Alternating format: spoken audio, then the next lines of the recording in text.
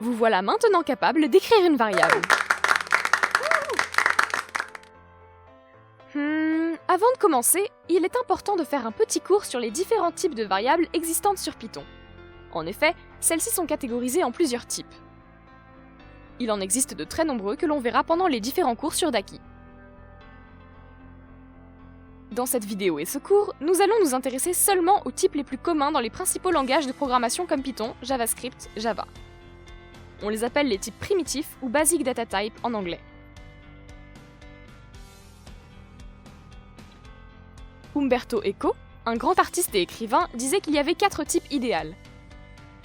Le crétin, l'imbécile, le stupide et le fou. Le normal, c'est le mélange équilibré des 4. En programmation, il y a aussi 4 types. Et ce sont les integers, float, booléen et string.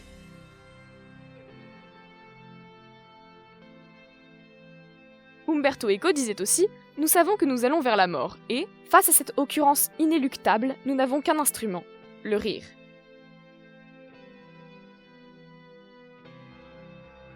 Reprenons.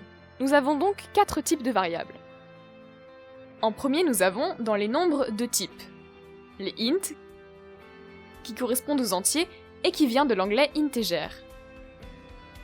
Par exemple, l'instruction x égale 3 va associer à la variable x de type int la valeur 3.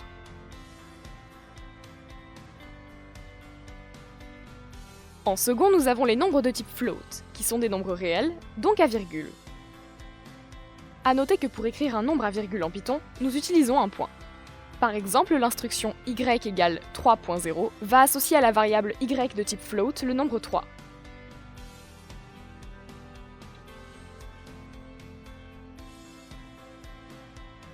Ensuite, nous avons le type booléen. Ce sont les opérateurs logiques. Il y en a 2, true et false. Ils ne peuvent correspondre qu'à ces 2 valeurs. Par exemple, l'instruction z égale true va associer à la variable z de type booléen la valeur true. Rassurez-vous, vous comprendrez beaucoup plus leur utilité après le chapitre des conditions.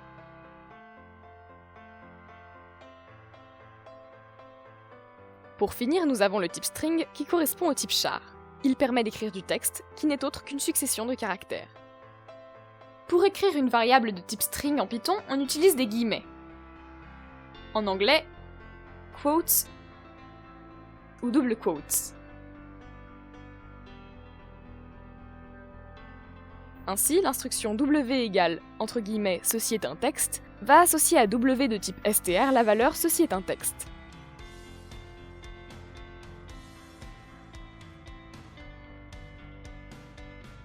Il est possible que l'on veuille mettre un guillemet dans notre chaîne de caractères, comme ceci, entre guillemets, ces guillemets est mon texte.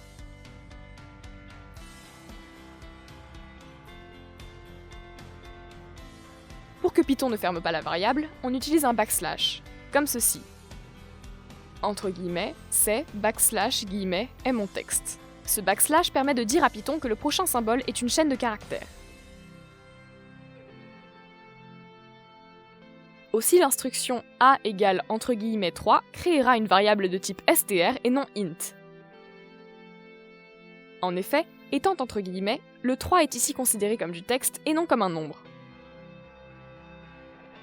Par exemple, l'instruction entre guillemets 5 plus entre guillemets 3 va donner le résultat entre guillemets 53 et non pas 8.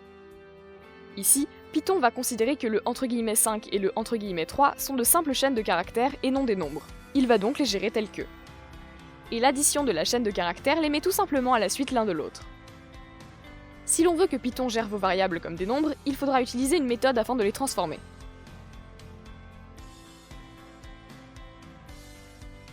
Pourquoi ce type de variable existe?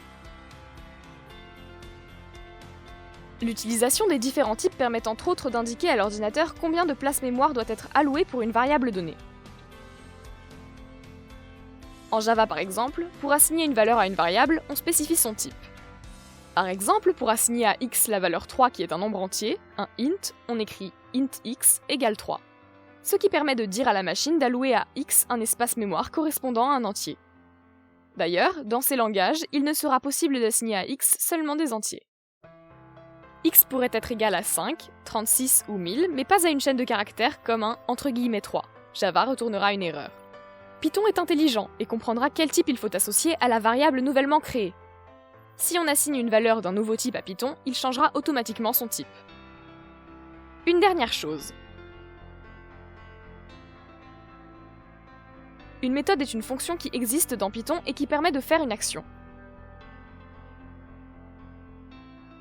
Si l'on souhaite connaître le type d'une variable, on peut utiliser la méthode type.